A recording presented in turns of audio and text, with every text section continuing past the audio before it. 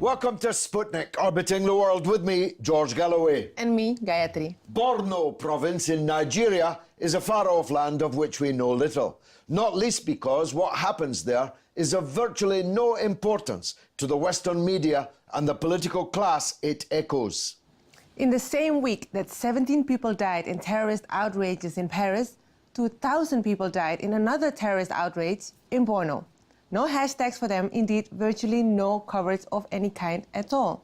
Last year there was a brief flurry of concern about the victims of Boko Haram, and for a couple of weeks everyone from Michelle Obama in the White House to Salma Hayek on Hollywood's red carpet held up these placards showing #BringBackOurGirls.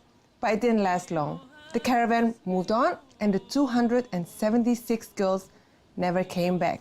Boko Haram, literally books are forbidden, is a savage group of throat cutters who, whilst drowning every Islamic principle in blood, have recently declared their allegiance to the so-called caliph hidden away in the Iraqi desert. The Nigerian state seems incapable of defeating them, so much so that the president, the inaptly named Goodluck Jonathan, managed to make a statement denouncing events in Paris and completely failing to mention the thousands slaughtered in his own country in the same week. Helping us to make sense of it all is Ini Dele-Adedeji of the London School of Oriental and African Studies. Welcome to the Sputnik. Can we begin by trying to place Boko Haram on some kind of spectrum? Who are they? What are they? Are they Islamists? Are they terrorists? Are they both?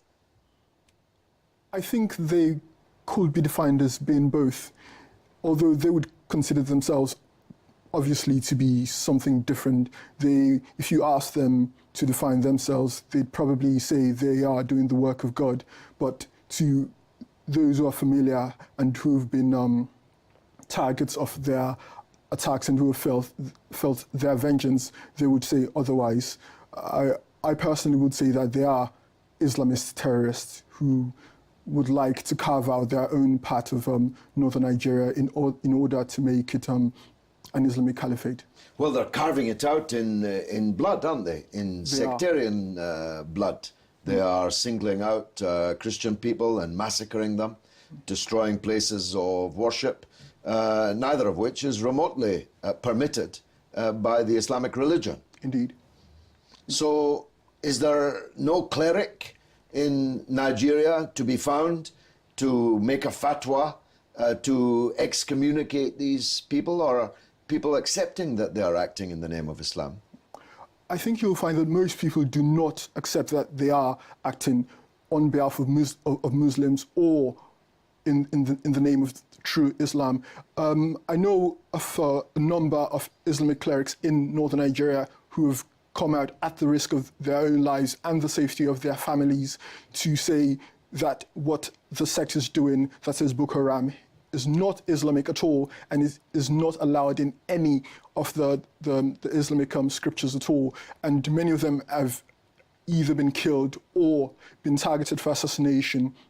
Only just recently, in the middle of last year, during the fasting period, a popular cleric in northern Nigeria, Shika Dahiru Bauchi, who spoke out on numerous occasions against these bloodthirsty people, was attacked, and many of the people who had gathered to listen to his Ramadan tafsir were killed, actually. So it's a case where Boko Haram have alienated themselves from the communities in which they began and have alienated all rational Nigerians. And I think you'll find even within their own ranks, from what I've been told, there are members who have become disenchanted and disillusioned with whatever it is that their aims and objectives are, and would like to drop their weapons if they could safely do so, and if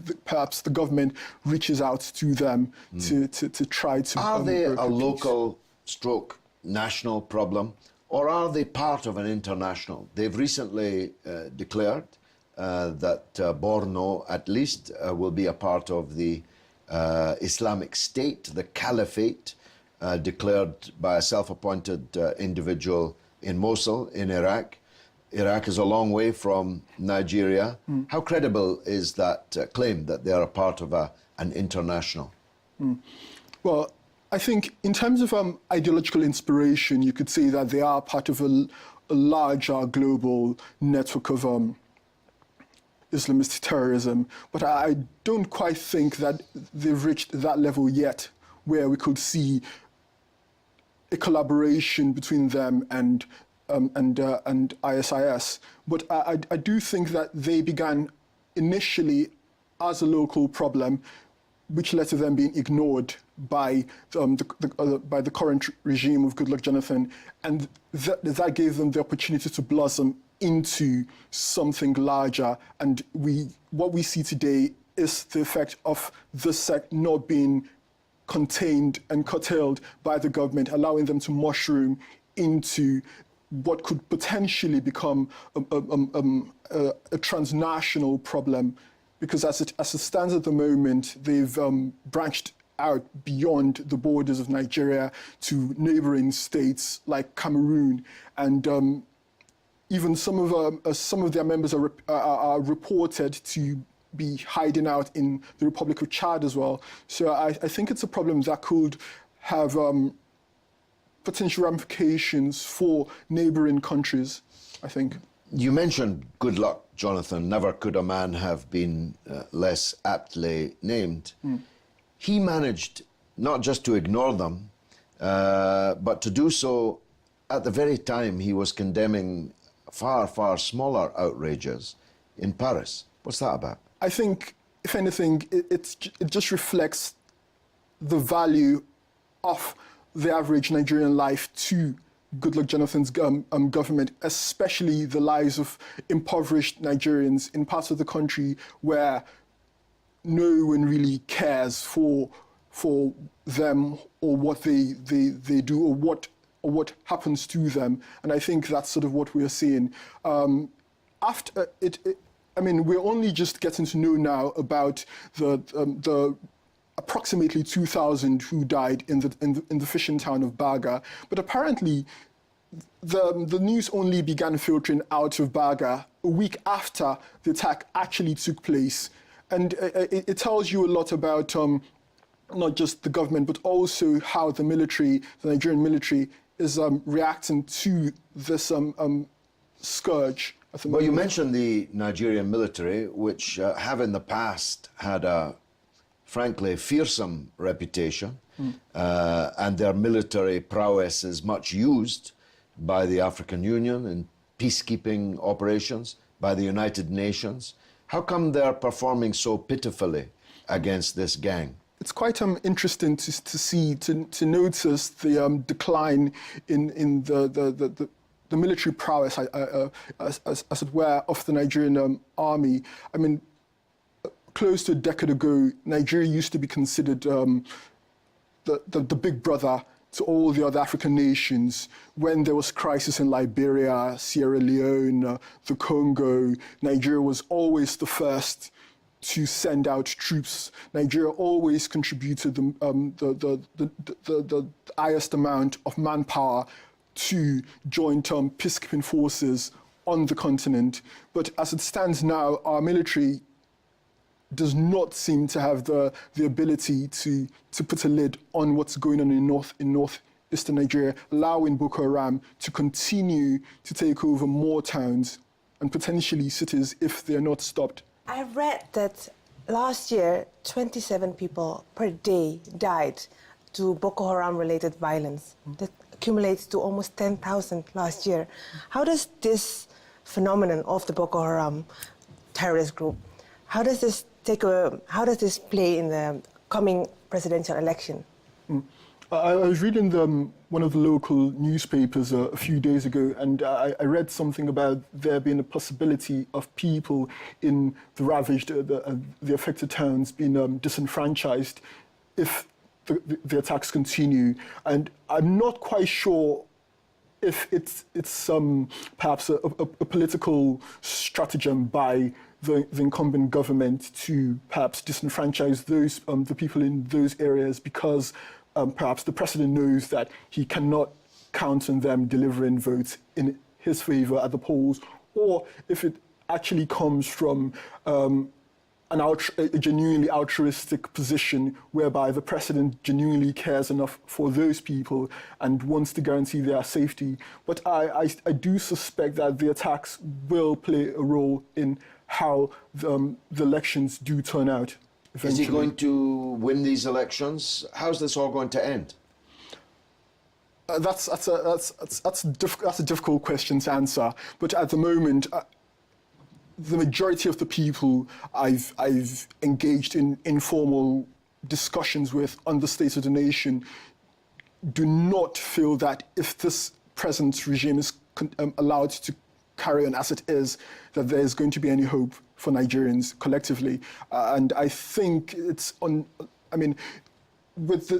the way Nigerian elections are known for going, it's likely that there might be post-election violence, or there might be a higher than usual rate of rigging. But I'm not quite sure that this regime is going to be allowed to carry on, especially because the president is considered to have failed on so many levels in terms of delivering the dividends of democracy to the Nigerian citizenry. Is considered to have failed in terms of guaranteeing the safety of Nigerians collectively. Is considered to have failed, and in terms of all the promises that all the promises that he made before the beginning of his first term, he is considered to not have delivered on any of them except on paper, and I think that will play a large role in how people decide to vote at the polls in February.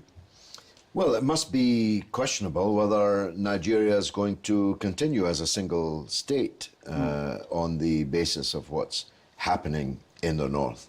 Once you lose control of a territory, you've effectively broken up as a country. And given the price Nigeria has already paid in the past half-century on that front, that would be a disaster indeed. Thanks very much for coming on board the Sputnik.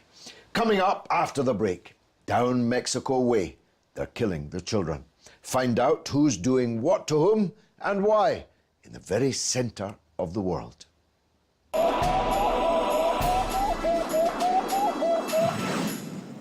Welcome back to Sputnik. The world has become inured to massacres in Mexico, where people are murdered in their hundreds, usually connected to the raging drug traffic across the country's border with the United States, where there's a voracious hunger for junk of every kind. 4 months ago, on September 26, 43 students from the rural college on their way to a protest in the town of Iguala were kidnapped, murdered and buried in shallow graves. The local mayor, José Luis Abarca Velázquez, and his wife, Maria de Los Angeles Pineda Villa, are claimed to have masterminded the abduction and killing. The events caused social unrest, nationwide protests, international condemnation, and is arguably the biggest political and security scandal the Mexican presidency has ever faced. Mexicans, in their great majority, are finally saying enough is enough when it comes to the rotten, corrupt political class which has misruled the country for decades. The London-Mexico Solidarity Group is active in Britain, and I'm glad they join us now on board the Sputnik. Claudio, Garcia, Ehrenfeld, and Denise Drake. Welcome to the Sputnik. I want to ask a general question first. Where does the criminal class end and the political class begin in Mexico? Or are they one and the same? Well, I think that is the question that most Mexicans are trying to answer now. There is not a clear line for the general public between criminal organizations and the Mexican government. And the Ayotzinapa case proves that drug cartels and the Mexican government are simply implicated in every single, at every single level of the government. Both these people, the mayor and his wife, are actively collaborating with drug cartels. To the date, they haven't been convicted for the Ayotzinapa case. They have been convicted for some other reasons, but not because of that. At the same time, they have been protected by the Mexican government. At least Why did the Mexican government do that? Yes, at least 6 months ago, the Mexican government knew that Abarca was a part of a drug cartel organization, and they didn't do anything to stop it.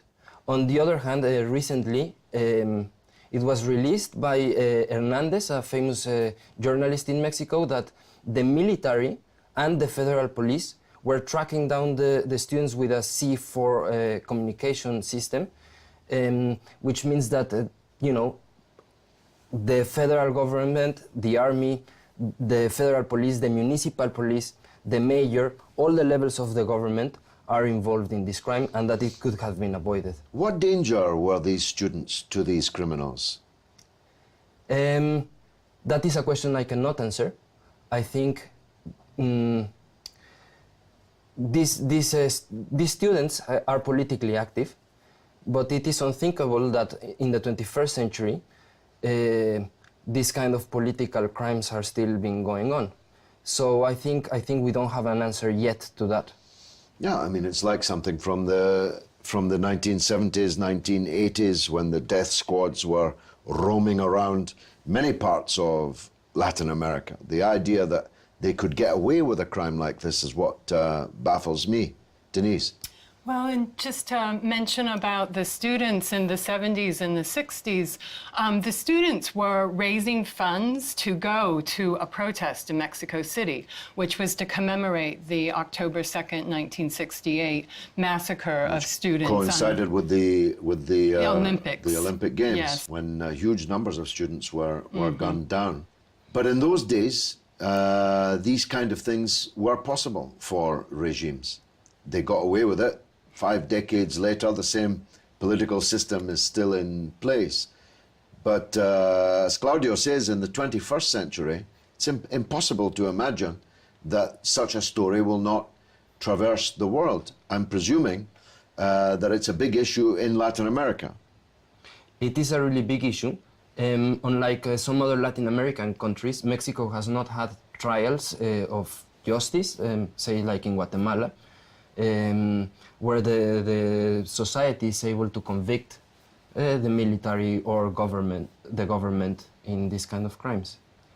Well, and just to add, these kind of crimes will continue to occur until the people rise up and say, we've had enough. And that's exactly what the Zapatistas are doing in Chiapas. And the students that were disappeared were born out of that same tradition. The school, Ayotzinapa, was one of the rural schools that was established after the Mexican Revolution.